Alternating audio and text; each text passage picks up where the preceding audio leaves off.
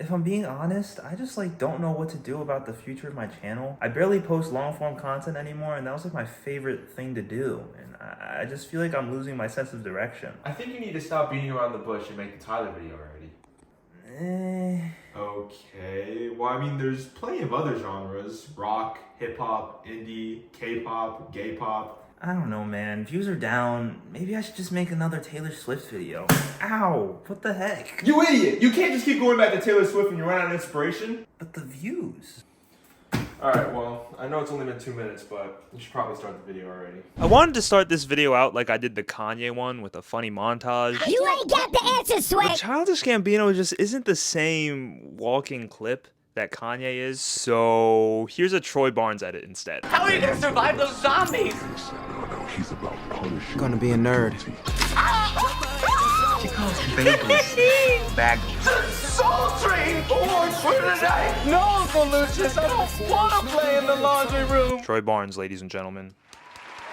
Clap it up. If you're unfamiliar with my channel, I usually cover a variety of milquetoast pop music, as you can so clearly see. But lately I've been wanting to branch out, and Childish Gambino is an artist that I was always pretty curious about. I'm a big Community guy, love Atlanta, love this joke from his stand-up special. Didn't have no shaft ride at Universal Studios. We put you in the car, and then we set up like 5 women mannequins, and then you hold your hand out and you just slap them on. But my point is, I've loved pretty much every single piece of content I've consumed from him so far, and I also love music. And a lot of people would argue that music is what he's best at. So like, what the heck? Why did this take so long? The truth is, you'd think that ever since I started making music commentary content on YouTube that I'd listen to more music on my downtime, but it's actually a lot less. Because every time I want to listen to a new album, I'm like, wait, should I save this for a video? And then I never get around to it because literally every artist in the world decides to drop an album within the same 3-month span. That, and I'm just lazy. But with the recent announcement of Bando Stone in the Real World, his upcoming and final album under the Childish Gambino moniker, now seems like the perfect time to go back and check out all his other stuff. And hopefully I'm able to line up the release of this video with the release of Bando. I probably won't be able to because, like I said earlier, I'm a lazy boy. But I guess we'll see. Hey. Hey. My name is Miles Morales, and I'm Spider-Man. I don't care what you are, boy, girl. I'm not a girl, I'm a man. Donald McKinley Glover Jr. is a well-renowned actor, writer, producer, comedian, and rapper/singer/artist. He was born on an Air Force base in California, grew up in Georgia, and I could have sworn he talks about growing up rich in the 2 songs that I know from him, but apparently his dad was a mailman and his mom worked at a daycare. Maybe you guys could clear that up for me. Here's something interesting that I didn't know. Apparently Donald got his start writing for 30 Rock. He mailed a spec episode of The Simpsons that he wrote to the producers of the show. They liked what they saw, and he ended up writing for that show for a few seasons and having a few appearances in the show. And I'm talking to you clearly, gay kid.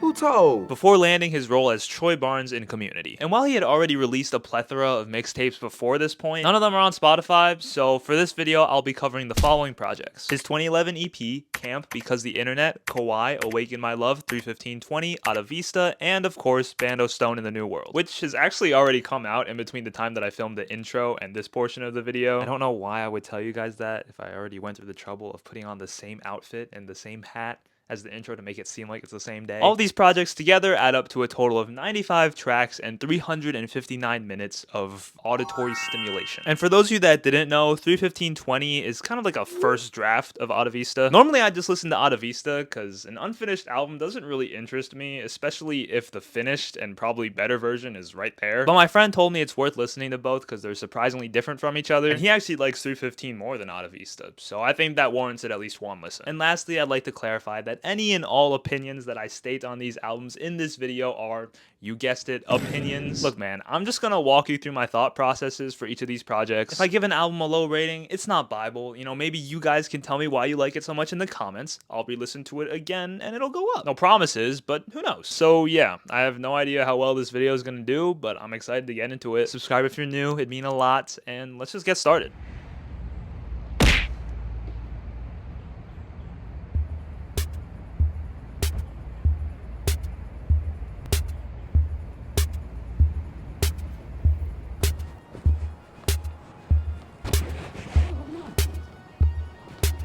Testing. So I got a little too excited and ended up listening to Camp before I found out that the 2011 EP existed. Would it have been ideal to cover all of his projects in release order to track the real-time progression of his music career? Yes. Could I just lie to you guys and pretend like I listened to the EP first so this video makes more sense and I don't end up looking like an idiot? Yes. But I don't lie, guys, alright? They call me Honest JPK, so we're covering Camp first. This album dropped November 15th, 2011, just a few days after Season 3, Episode 7 of Community aired, where the group tries to help Annie move in with Troy and Abed, but things go awry. That's just not a word. But I remember this episode as the one where the Dean and Jeff hang out in secret. Like I said earlier, Gambino had already released a bunch of music for years. I mean, just look at all these mixtapes. But Camp is special because it's the first project that he ever released under a record label, which I assume he got to do by leveraging his fame from Community. Oh my god, there's a huge ass ant. Ugh, no, shoo. Get out, shoo. And I liked Camp. Essentially all the instrumentals on this album are meant to emulate practical sounds. Instead of blaring synths, we got gritty guitars. Instead of a drum machine, we got a drum, just a singular drum, I guess. And I really like that as a concept. It almost feels like a cross between like indie music and hip hop, like indie hop or hip indie. Camp is definitely an autobiographical album. Pretty much Childish Gambino's only album that's like that. And that definitely makes sense for a debut project. You know, you gotta introduce yourself and tell people your story before we're gonna care about what you have to say. And I think the indie sound helps with that. It just grounds the album and gives it this like humble beginnings vibe, almost adding a sense of intimacy and rawness that isn't really present on his later projects. But there's always a but, isn't there? I don't feel like the lyrical content of this album fully backs up the production. Across all 13 songs, he seems to have 3 big points. 1, he's flamboyant but not gay, which Slay Queen, me too. 2, he's obviously African American but grew up in a white community, which led to him growing up with the feeling of being in a cultural gray area, which is also kind of relatable for me too, as your resident cheeseburger and fries in a Chinese takeout box. And 3, he likes Asian girls. And the majority of the album will pretty much hammer in one of these 3 points, or fall back on a fine, but also kind of generic hook, like on Heartbeat or All the Shine. And yeah, I feel like the production is so grand sometimes that it just kind of feels like it requires more oomph there. I don't mean this as a diss, but low-key, I feel like you can pick out a random song from this album and it'll cover probably all 3 of those points at some point or another. The album ends off with a spoken monologue that's sort of telling the story of Gambino when he was younger, on the bus ride back from his summer camp talking to his crush. Kind of just letting his thoughts run wild, telling her how he feels before they go home for the summer and never see each other again, or at least not until the following year. I don't really know, he doesn't really specify it. So he basically confesses his feelings to her and then later finds out that she told all her friends about it, and those girls tease him before getting off the bus. So now he's cutting out the middleman by being vulnerable in his music for everyone to hear, rather than, you know, spilling his feelings to someone specifically. Because nobody can air out your dirty laundry if you pour it all out on the floor for everyone to see on your own. Which, like, you know, after thinking about it for 5 seconds, you start to see the flaws in that. But it ends on quite the interesting note with him saying, I wish I could say this is a story about how I got on the bus a boy and got off a man more cynical, hardened, and mature and shit. But that's not true. The truth is I got on the bus a boy, and I never got off the bus. I still haven't. Which I think is meant to say, yes, he was pushed down, as all of us are at some point or another. But rather than finding the strength to get back up, he's basically just learning how to live on the ground. The mindset he's adopting may prevent him from getting roasted by the kids in the back of the bus again, but it also prevents him from ever being able to make a legitimate human connection. So yeah. TLDR, he's in his Juice WRLD bag.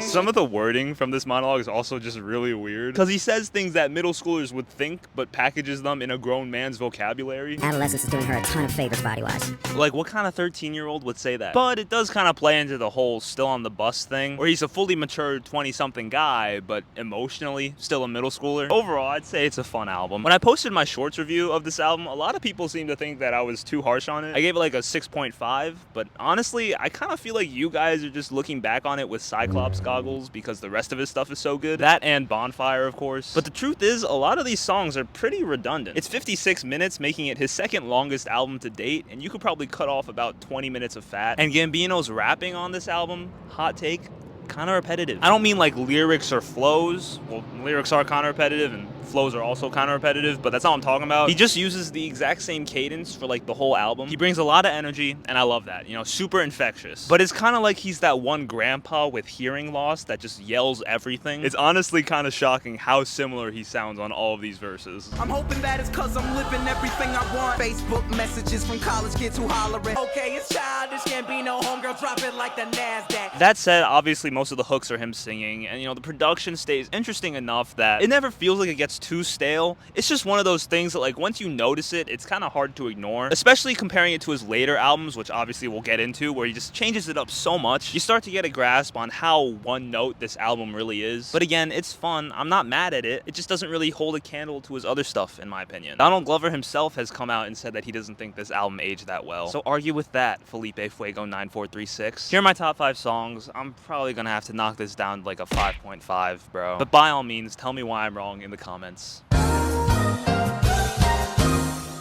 I'm going to keep this portion pretty short because it's only 5 songs, and I bet most of you guys probably haven't even listened to this project. It was self-published and released for free digital download on March 8th, 2011. A man for the Why am I? No, don't do that. A man for the culture.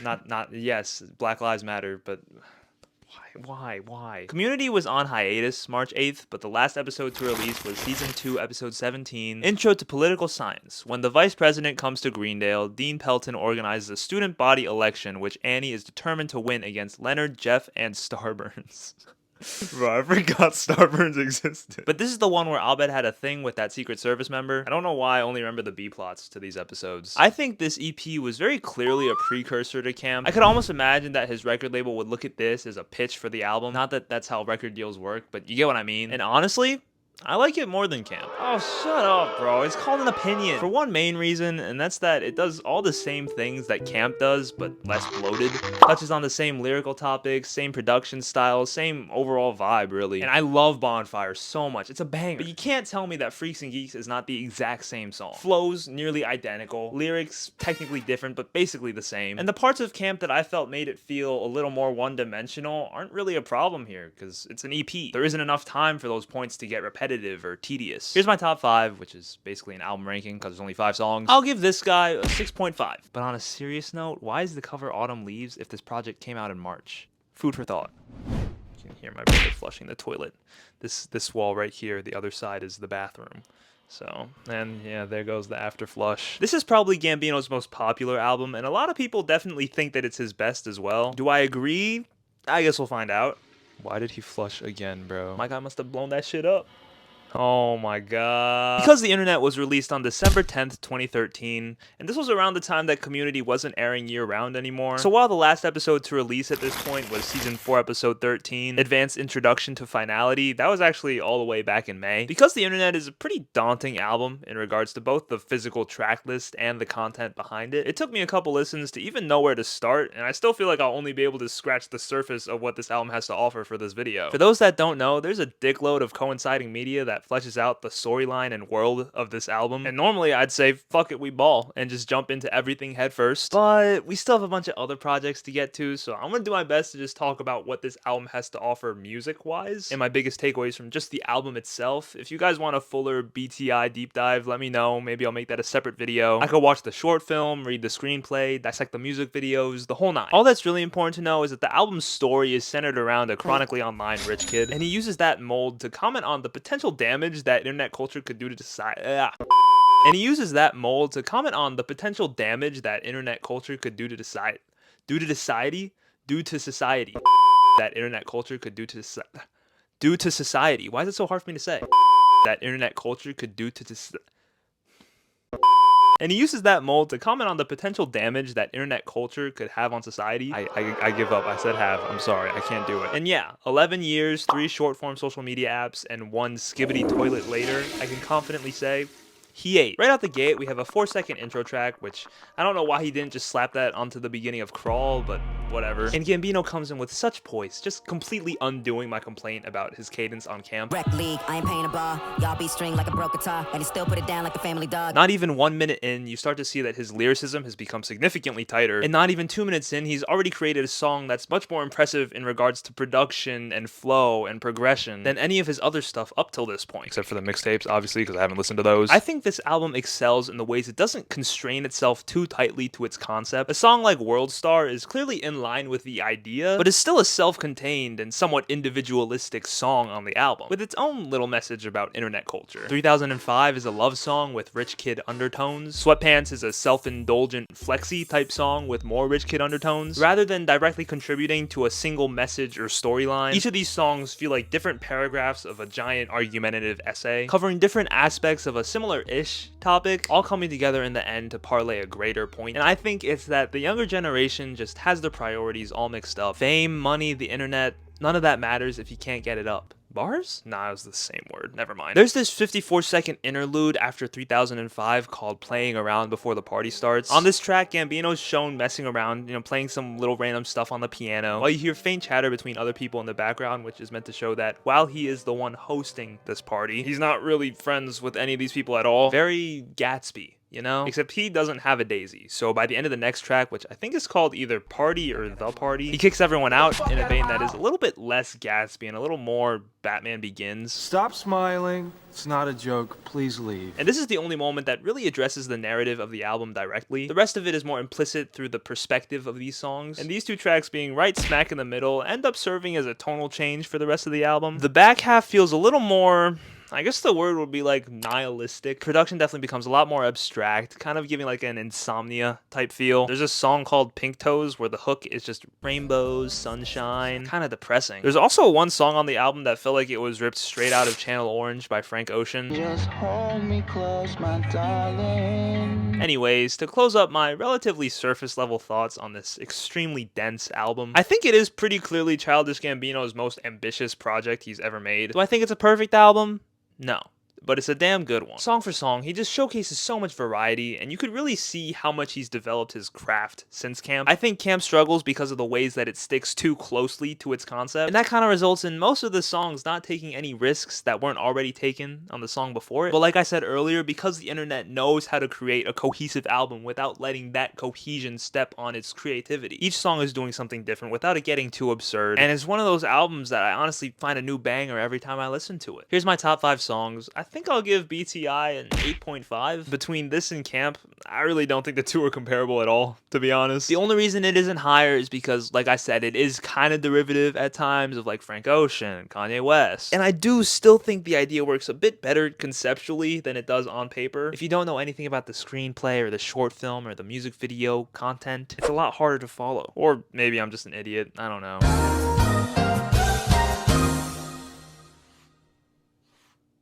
Apparently, this EP was packaged with a mixtape called STNMTN, but that version wasn't on Spotify, so I didn't know that existed, and now I'm too lazy to go back and listen to the other version, so we're only reviewing the EP. Kauai was released October 4th, 2014, which is unfortunately 254 days after Troy Barnes left Greendale to set sail across the world with LeVar Burton, making this his final appearance in Community. Yeah, the show went on without him, but did it really though? I don't think so. Not without my fucking twin, Troy. This project to me kind of felt like a precursor to Atavista, in the sense that it's the start of Gambino's techie melodic sound, where he does a lot less rapping and a lot more interesting stuff with the production. And even though Awaken My Love technically came out in between these two projects, I feel like that album has its own agenda. Definitely a one-off Christmas special in regards to the growth and trajectory of Childish Gambino's music. Kauai starts off with a very nice, lighthearted summery vibe, Gambino getting a little more comfortable in that upper register, and by the end of track 2, we're introduced to Jaden Smith, who actually has 2 appearances on this project, neither of which rapping, thankfully, but both of which yapping, which I don't know if that's much better. Kind of feels like it's in a similar vein to the monologue from Camp, and this is where I started to feel like I was getting a bit of a better grasp on the bigger picture of these projects, because Genius very clearly identifies Jaden's character as the boy from BTI, so does that mean that Camp is also about the boy, or told from that perspective? But that was pretty clearly autobiographical, right? Unless Childish Gambino is the boy. Yeah, that wasn't really rocket science. See, Donald Glover always makes this point that he is not Childish Gambino. Childish Gambino is a character that he plays, which isn't unheard of, The Weeknd being another prime example of an artist that makes that distinction. But Donald seems to turn that idea into a Russian nesting doll, where the boy is a character that Gambino's playing, who's a character that Donald's playing. And that part kind of confuses me. You know how a lot of writers tend to make their main characters a romanticized reflection of themselves? I think that's the same thing that Childish Gambino and The Weeknd do. It's not that there isn't a connection between Childish Gambino and Donald Glover at all, but instead, Gambino's just an outlet for Donald Glover to dissociate from himself and kind of just let his thoughts and what ifs run wild through his alter ego. Anyways, musically, this project is fine, nothing crazy experimental, and none of the songs really stand out to me, but they're fun. Very clearly an epilogue to Because the Internet, and considering he dropped the boy narrative after this, it makes sense. That said, it's not really a must listen in my opinion. Like, you could probably skip over it if you want to. Here's my top 5 songs. I'm leaning towards like a 6 maybe.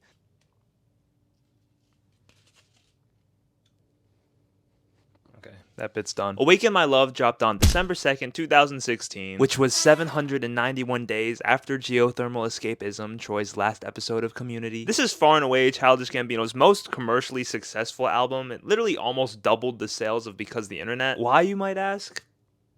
Redbone. On my first listen, I love this album so much, and I still do. The production on it is fantastic. Childish Gambino is just taking a fat Dumpington on my camp take, because he literally sounds like he's playing a different character on each of these songs. And overall, it's just a really great, concise body of work. Something that I think plays a big role in that is that there's a very clear aesthetic for the album, and I'd imagine that when something like that is so set in stone, it's a lot easier to create songs that cater to it. I think most of the time when the vision for an album isn't really clear, it's because the artist themselves doesn't really know what it is either. But here, Gambino doesn't set out to create a project as fun as camp or as convoluted as Because the Internet. Awaken My Love is very clearly him making a soul R&B record that pays homage to 70s and 80s sounds with an alternative flair. No crazy themes, no crazy bars, it's more or less just that. Funnily enough, Donald said on The Shop that Awaken My Love was meant to be him proving to the world that he could make a hit. Not only will I make a hit, I won't make a video for it. But I kind of feel like this is one of his only albums where it feels like he's not trying to prove anything. And the only thing on his agenda for it is making music, which I think is super important to address because it's just another sign of growth. While I've really enjoyed some of his songs up till this point, my biggest complaint about all of the projects that we've covered so far is that it's never just an album. It's an album with a screenplay or a spoken monologue or Jaden Smith. And don't get me wrong, when it works, I think it's great. And it definitely adds more depth to the project as a whole, but it does kind of feel like he's only using music as a means to convey some sort of greater idea, whether it be some sort of deep social commentary or just him trying to prove a point, rather than doing it for the sake of making good music. And that has to give this album some bonus points, right? Some other notable moments: Me and Your Mama, fantastic opening track. It starts with this arpeggiating wind chimey type sound, kind of lullaby-esque, to induce that late night feel, and then you get the chanty choirs with that high ringing synth, which kind of feels like an introduction to nightlife, right? You know, all the pansies and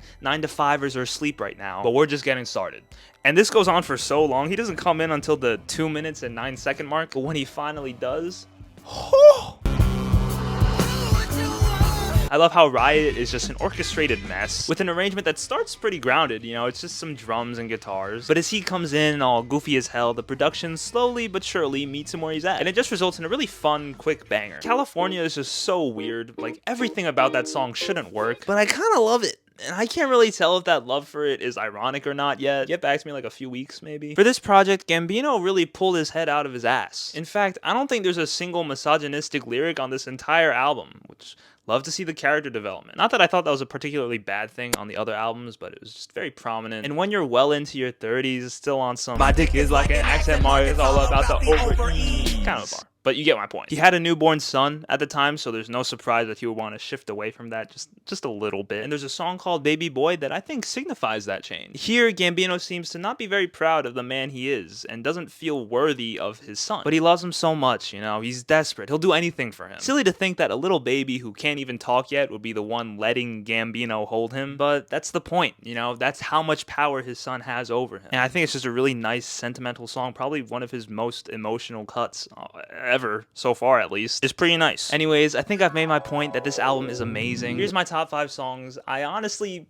don't know if I like it better than Because of the Internet. On one hand, BTI has some bangers, and while it's super overwhelming, you also have to respect the effort he's put in to make something so ambitious. On the other hand, this project is just so tight and delivers on its concept to a T. Give me an 8.5 as a placeholder score. I'm gonna need more time to think about this. I was gonna be shirtless for this portion, so I could be like him in the music video, but I think I'm gonna opt to gatekeep the updated physique for now. You will not see me shirtless again until I have a six-pack. Have you guys seen me shirtless before?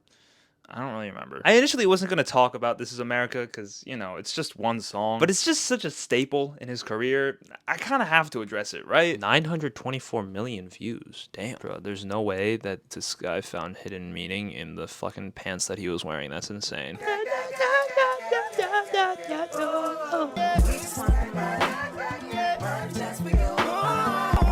my god. This is America. Don't catch you slipping now. His dances are so funny.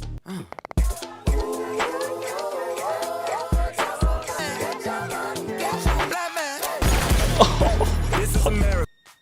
I don't get it. This Is America was released May 6th, 2018, which was one day after Donald was a guest host for SNL, and 1,564 days after geothermal escapism. We all know how wide of a phenomenon this music video was when it came out, yet it somehow still only has a third the amount of views as Stressed Out. Like, what? This Is America says a lot about the issues going on within this country, but does anything really say more than that? I'm not gonna break down every minute detail of this video. There are plenty of creators out there that have done that way better than I ever could. But some of my favorite parts, I like Gambino's dancing. He's a very funny dancer. I like how every single time he uses a gun, someone takes it off of his hands, leaving him scot-free to go do some more dancing, which I think is meant to mirror America's lack of efforts to reprimand police brutality and enforce stricter gun control. Gambino being a police officer, this guy being the US government, and the gun being the crime. But looking at how careful they are with the weapons after they've already been used could say something about the pedestal that guns are placed on, where in lots of bad neighborhoods in the country, guns are seen as necessary for survival or protection. I like how Gambino is having a good time with the choir until he suddenly changes his mind and kills them all, because let's be honest, people will be on your side until they're not. And I think that's applicable to a bunch of things. One primary example, black and white dynamics in America, where a white man will bump the new Kanye on his way to work until a black guy cuts him off on the highway and he calls him the hard R. I like the idea of him dancing as a distraction for all the crazy stuff going on behind him, because music, TV, social media, it's all just a distraction from the real world at the end of the day. And it does sometimes feel like the crazier it gets out there, the more fantastical it gets on here. I'm using my phone to film, so just pretend this is my phone. No matter how crazy the stuff around them is, or how close they actually are to the situations, people only seem to care about the dancing shirtless guy. And, you know, not to get too personal, but I think I'm definitely also guilty of that. When the Stop Asian Hate stuff was going on, I didn't really do all that research to try and get highly educated, because the truth is, I just thought it'd be better to live in ignorant bliss. You know, reading that stuff just made me feel sad. But I do think that lately there is more of a culture towards being aware of those types of things. And I think that's cool. So yeah, that's This Is America. It definitely says a lot about Donald that he even wanted to release something like this. Not that this music video is particularly controversial. You know, I'm pretty sure anyone that watches this can at least understand the point he's trying to get across. But how many artists do you really know that would make something like this and put it out? Maybe Kanye? Not even. Because most artists are aware that they're the ones, you know, shirtless dancing, hitting the shoot dance from Fortnite, you know? And I don't think this is Childish Gambino looking down on other artists that are like that, but more just him taking a stand for himself and wanting to prove that even if he did contribute to that culture in the past, it's not what he wants his legacy to be. And yeah, I mean, I think he achieved that, because this music video is definitely the biggest moment in pop culture that he's ever contributed to. It's basically a modern We Didn't Start the Fire, probably gonna be what he's most remembered for. Except for me, I will be on my deathbed watching Troy crying compilations. Sup, bitches. 3/15/20 was released on, you guessed it, March 15th, 2020. 2,243 days after Troy left Community, but only on his website. It got taken down later that day and came out on streaming a week later. 2,250 days after Troy left Community. Now, when you look at this album, it's obviously unfinished. If 315 were Ben and Jerry's flavor, it'd be half-baked. I mean, the album cover is white text over a white backdrop. I didn't even know there were words there until like a week ago. All but 2 of the songs have no title at all and are just labeled with their timestamps in the album's runtime. So yeah, I pretty clearly knew what I was getting into before listening to this album, but even still, I don't know, I just couldn't really get into it. And at first I was really confused why, but at a certain point it became pretty clear. We'll cover that a little bit later. I think there are a bunch of really great songs on this album, and the production is pretty cool and unique in its own right. But I definitely think I underestimated how important song titles actually are, because timestamps aren't memorable at all. So obviously that's going to affect how I look at this album long term. If I'm like, oh, I really like that one song, but I can't remember if it was 32:22 or 35:31 or 39:28. And before anyone says, Jason, you dumbass, song titles don't affect the actual music. You're right. And I get that doing that contributes to the deconstructed shtick of this album. But how am I supposed to talk about these songs, bro? Oh yeah, 12:38, dude. Oh, that was kind of a banger. It went on for a little bit long, but once we got into 1910, the album really started to pick up momentum. Like, no, I'm not doing that. Well, I am quite literally doing that in this video, but you get my point. Time was a highlight on this album for me, not just because it has a fucking title, not because of the Ari feature, although you know that's my fucking girl. I just love the unorthodox groove to it. You have these really weird 808 type sounds, and the drums keep this awkward pattern. But once they bring in the acoustic guitar, it's a lot easier to find that pocket, and it kind of slaps. You either have these really jarring intros that kind of fall into a more traditional rhythm, or you have these really standard intros that kind of progress in a more unorthodox way. Whether it be a beat switch on that one song, I see the timestamp, I don't remember, or just him coming in with the weird cadence, like on that other timestamp. Can you tell I'm getting annoyed? I would say I have two main complaints, one meh one and one pretty big one. The meh one is that it is kind of messy. Going from algorithm to time to 12:38 is pretty jarring, which almost makes it feel like more of a mixtape than an album. Now that I think about it, there aren't really any connecting threads that are tying this project together. And again, I know that doesn't have an effect on the quality of the songs, but it does affect how I see this album long term. And that gets even worse when paired with my biggest complaint, which back when I said this, at a certain point it became pretty clear. This is the realization I was talking about, is that the mixing is just horrible. Everything is so flat. And you know, it's possible, maybe, kind of, that it's just the YouTube version of these songs. I want to be able to test it, obviously, because it's not on streaming anymore. So I'm just going to assume that it sounded like this on Spotify too, and it's really bad, bro. The best way I could describe it is it's like watching a really serious clip from like The Boys or something, but on a low-res Twitter repost. Like, even if the clip is good, it's only going to be so enjoyable. Here are my top 5 songs. You know, I think I would regard this album as like a 6, but I would treat it like a 2.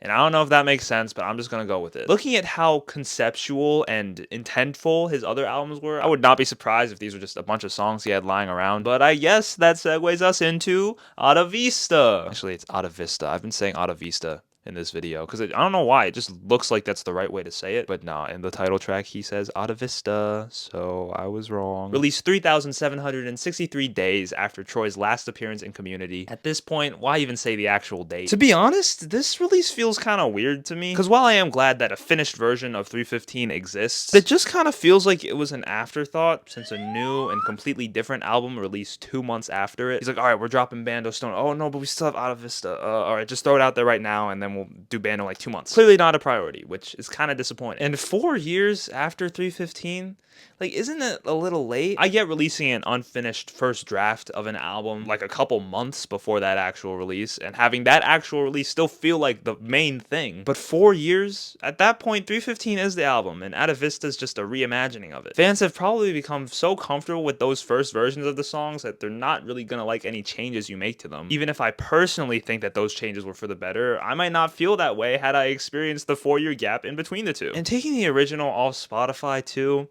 I just don't think it's the smartest move, especially since neither version really had the proper rollout or promotion. It just lessens the hype and novelty of a Gambino drop. And I think that's now led to here, where Bando, his final album is Childish Gambino, so it should have at least some hype around it, is significantly underperforming. But, you know, we're only here to review albums, so I guess that's irrelevant. Let's go back to what we were talking about before. Sorry, Terry, but I do think that Atavista was a pretty substantial improvement, because the songs are actually mixed properly. Like, look at this difference.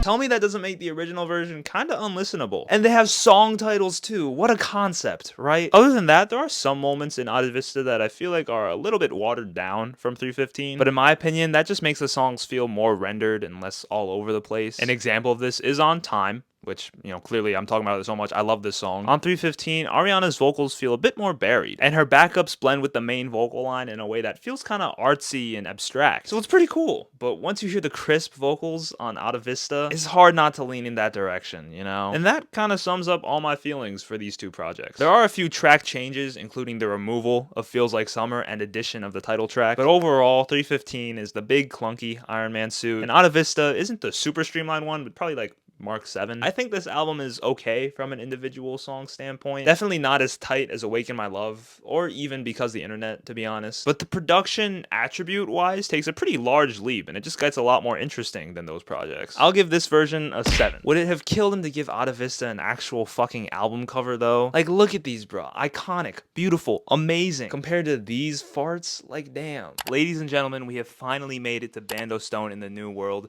I forgot to film like a fancy version of this, so photo booth it is. Sorry if you can hear my laptop overheating in the background. The album was released, I think, 3 weeks ago by the time this video comes out. 3,830 days after the fucking worst day of my life. I filmed my complete reaction to Bando Stone for Patreon, but YouTube blocked it because of the copyrighted music, so now that video doesn't exist anymore. And as far as anyone knows, it never happened because it got 0 views. But here it is condensed down to 1 minute for your viewing pleasure. Ooh. Oh! He's finding out that nobody gives a fuck. Ooh. Oh, the high one. They wanna be dead, they hate when I'm breathing. Ooh. There's so much going on, but everything feels so like restrained. This flow kind of reminds me of Drake. Ooh. S-T-U. Batman doesn't fly. Ooh.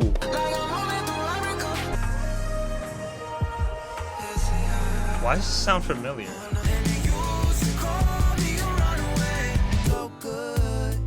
It's not bad. I enjoyed Bando Stone in the New World. There are definitely some aspects of it that I think didn't turn out that great. I know it is tied to that movie, but the truth is I did not really like the little inclusion of the sound bites. They were funny, but I also felt like they were just unnecessary. And a lot of times they didn't even connect to what was happening in the song. It was just like to remind you that this is a soundtrack for a movie. I would say about half the songs felt really in line with Atavista's sort of techie sound. And then there were a few that were like kind of pop rocky, which was pretty cool. At first, I wasn't as big of a fan of those songs because I guess they just kind of felt like disingenuous. But after a while, they've definitely grown on me. Still not my favorite sound for Donald Glover, but it works. It's fine. If I'm being honest, I am a little bit underwhelmed because it just leans so hard into the soundtrack thing, and for this to be Childish Gambino's last album, it's a bummer because it doesn't feel like he's doing it to celebrate Childish Gambino. It's like if Logic's last album was Supermarket, although this is not nearly as bad as Supermarket, at least from what I've heard from other people. I haven't actually listened to that garbage. Here are my top 5 songs. I'm feeling maybe like a 7. Okay, I filmed that like a week ago-ish. I've since had more time to sit on Bando, and I definitely like it a lot more. That's the thing with music, right? Like, unless you fucking hate yourself, if you just keep listening to something, eventually you'll find things you like about it. For me, I think the sporadic nature of the album threw me off at first, but as I became more familiar with each track individually, I started to like be able to look at them as individual things and just appreciate them more. So I think I would bump that score from like a 7 to like honestly 7.5. Most of my complaints still stand. I do think his flows are pretty derivative at times. There's one song where I feel like he's blatantly ripping off Drake, another one where he just sounds exactly like 21 Savage, and it's just not a very cohesive album. There were a lot of nice production moments on this album that I thought were like kind of insane. I don't know. Do I look short? These pants are like really baggy. Tell me, do I look short?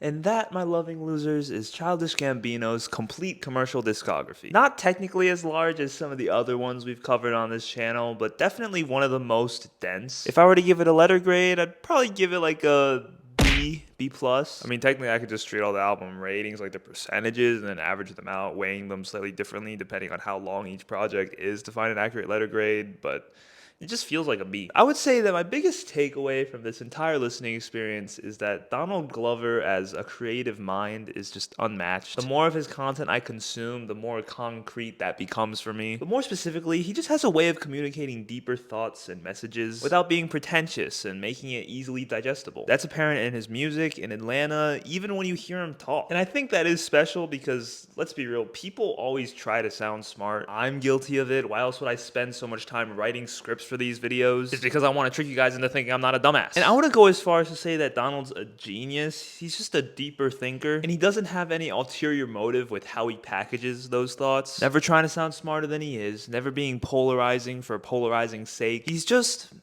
everything I want to be, okay? I'm a TV major, so yes, I want to produce a dramedy series that goes on to win hella Emmys. Yes, I want to make music and go on a world tour. And yes, I want to look handsome as heck sporting a Dilfy salt and pepper beard while doing it. I don't have idols, but Donald Glover is my idol. I feel like lately there's been this idea of people getting turned off by multiple trick ponies, because especially these days there's plenty of people that start as one thing and then move on to acting or move on to singing. But if I'm being honest, I kind of understand why that stigma is there, because most of the people that make that switch don't do it that well. Seth MacFarlane makes music, Taylor Swift acts sometimes, I think. But has anyone else swept the Emmys and had multiple platinum albums in Canada? I don't think so. I could be wrong though. Probably should have looked that up. But my point is, I'd be lying if I said I thought these albums were life-changing, because they just weren't. At least not for me. But it's good shit. Not like good for an actor slash producer slash comic. It's good for an artist. I've made the point multiple times throughout this video that I feel like Gambino tends to use music as a means to convey some sort of greater idea rather than it being for music's sake. And I think that kind of ties back to his whole I'ma do my own thing shtick. Such a big part of camp was him wanting to prove to everyone that he can rap. But I guess after that, he just stopped caring because the rest of his discography is refreshingly confident. And I don't really get the sense that he's lost in the sauce of the music industry, you know? No chasing hits, no trying to F the game up, no real concern with how people perceive his stuff at all. He just puts it out because he likes making it and we care about it because it's good. If Bando Stone is the last album he ever puts out, it would be a bummer, but I wouldn't care at all. Because what I've come to realize is listening to Childish Gambino's music feels like watching Atlanta or watching him on Hot Ones. It's a peek inside his mind. And not only do I think his music is a particularly clearer window than it is for a lot of other artists, because of all the reasons I said about him not chasing a hit, him not caring about how he's perceived, him not trying to sound smart. But I also think what's on the other side of the window is more interesting because he's just an interesting guy. So yeah, my point is, even if he stops making music, I'll be fine. Because if it isn't a new album, it'll be a new show or a new movie, or maybe he'll write a book. Just a new something that will scratch my DG itch all the same. Oh, can you imagine if that Community movie actually ends up happening, bro? If I get to see Danny Pudi and Donald do the taps on the big screen, oh my god, eyes bawling, pants soiled. I will say though, the way he's been talking about it makes it sound like he's gonna keep making music, probably just under the name Donald Glover. But of course, I bought tickets to see him in concert, because if this is his last tour ever, I need to hear Me and Your Mama live in order to die a happy man. Now for my official album ranking, bottom up will go Camp, 31520, Kauai, EP, Atavista, Bando Stone in the New World.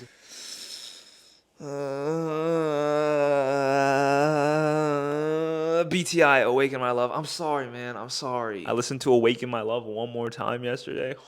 Fuck, that shit's good. Here are my top 15 songs.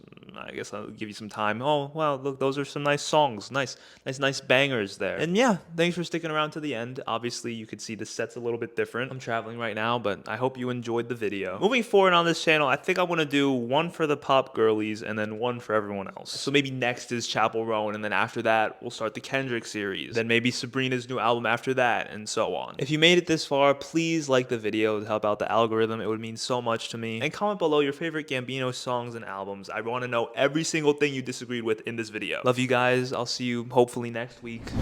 Oh, you know, like, I haven't been posting lately, and like, you know, ad revenue's kind of down these days, so, Brokey. What does this bit even have to do with Childish Gambino? Okay. It's Childish Gambino. Drop it like the NASDAQ. White girls like the coke on my ass crack. Just fuck These other fellas, I'll be right by your side. 2005. Trade awards for tonight.